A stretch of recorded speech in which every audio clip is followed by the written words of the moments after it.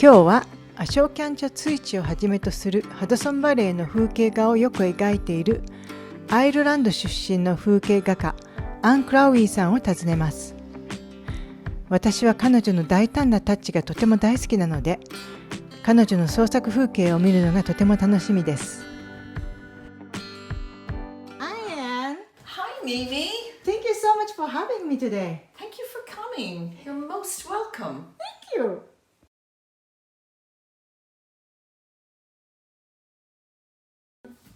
I'll go back. First of all, I'm originally from Dublin, Ireland, and I always loved art. And my first influence was actually my grandfather.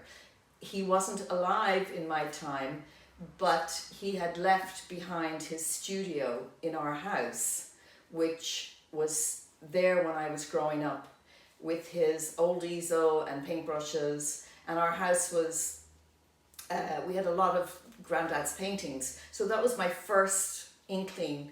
And I knew growing up, that's what I want to do. So I went to art college in Dublin. And then in 1983, after I finished my BA degree in Dublin, I came to New York, went to Hunter College and did a master's degree in fine arts painting. And from there, I stayed in New York for the next 20 years. 2000, I moved upstate New York. And that was a gradual process. I was still living in Manhattan and living here. And then it became obvious to me that this was where I wanted to be, in the country rather than the city. So I just made the move. I found a job in Woodstock at a framing gallery where I could work part-time and still make my paintings. And I've never looked back. I've loved it ever since. And it's interesting, I wasn't a landscape painter until I moved to the landscape. But when I came up here to West Hurley and to the whole Hudson Valley region, I think I really found my muse. And it didn't happen overnight. It happened very slowly. It had happened gradually in a kind of staggered way. But it became obvious and apparent that this was what I wanted to paint.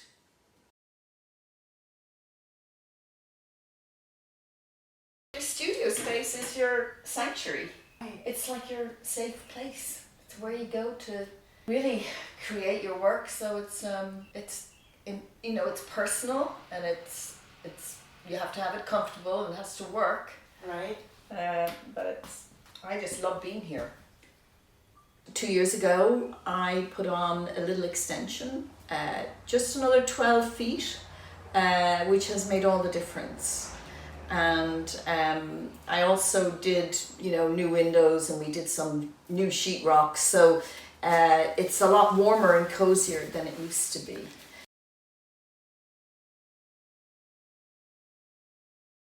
I didn't necessarily want a view. So this is why it took so long to kind of figure out what it was within the landscape I was interested in. And I realized it was actually the light and how that had its effect on the landscape. So in my work, I think for the most part, I love the water, I love the sky, and I love the land. And I love when they all come together. And I really love the sky here, because if I go for a walk every single day down Bishokan Reservoir, which I do for the most part, it's the same view every day. Right. But what does change is the sky. That changes every day. That's not the same cloud that was there yesterday. And I find that's fascinating. If it's a really, and the more difficult the cloud, the more I'm tempted to paint it, because it has a weird shape, or it's, like you get these horsetail, like these kind of clouds. I'm not sure if this painting's finished, but these horsetail clouds, they're called, where they wisp out like the tail. They're challenging. they're challenging to paint. It's also a way to go a little bit more, for me, away from representation and to merge more with a little bit of abstraction because you're dealing more with shapes. And it's kind of an opportunity to go push things further, you know. I go there, it's like, how am I going to make this work? How am I going to, you know, get this across? And how am I going to convey to you, the viewer, the feeling that I had when I saw this, which is one of awe and, you know, thankfulness for what we have out here in the natural world. I mean, we live in a stunning area that's, I mean,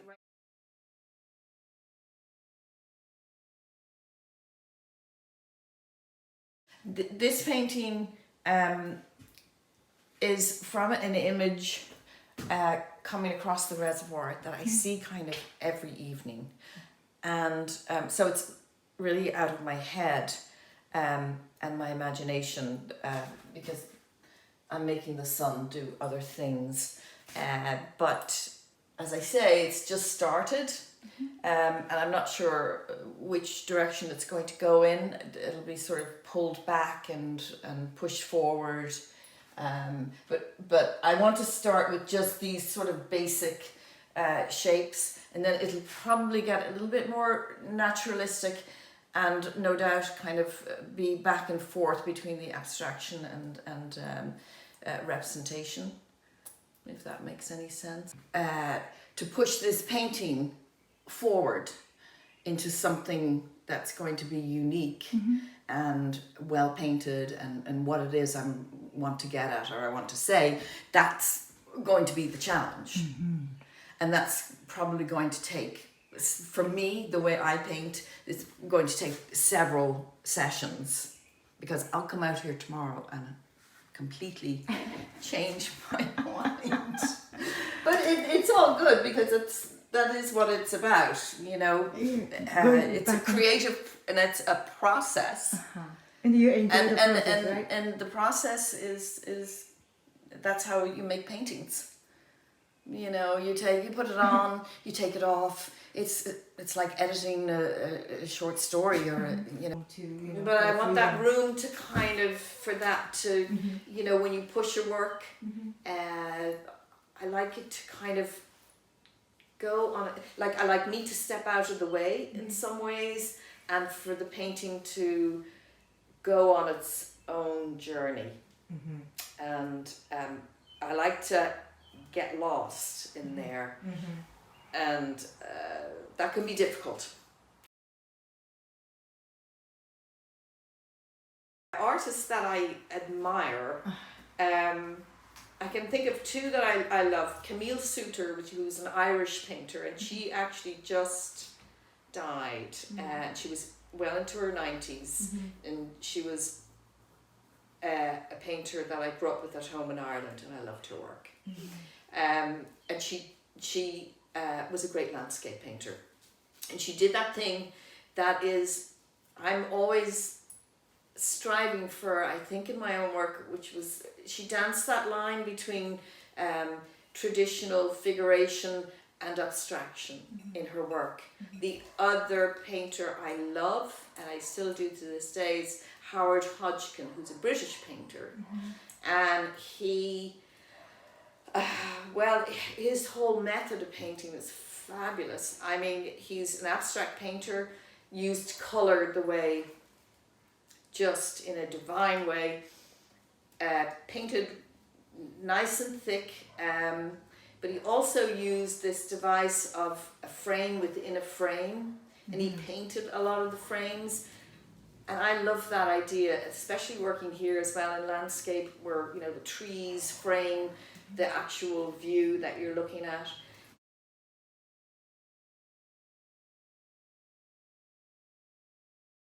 I paint because I have to. It's all I ever remember wanting to do.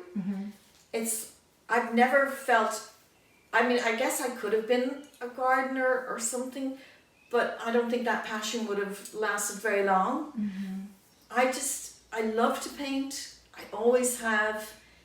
And I think also, and this might sound a bit corny, it makes me feel good about myself.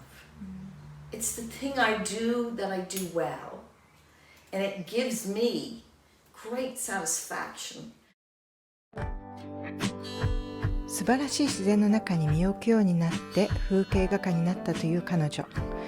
そしてその感動を最も効果的に伝えるために追求していく彼女の姿が心に残ったスタジオツアーになりました。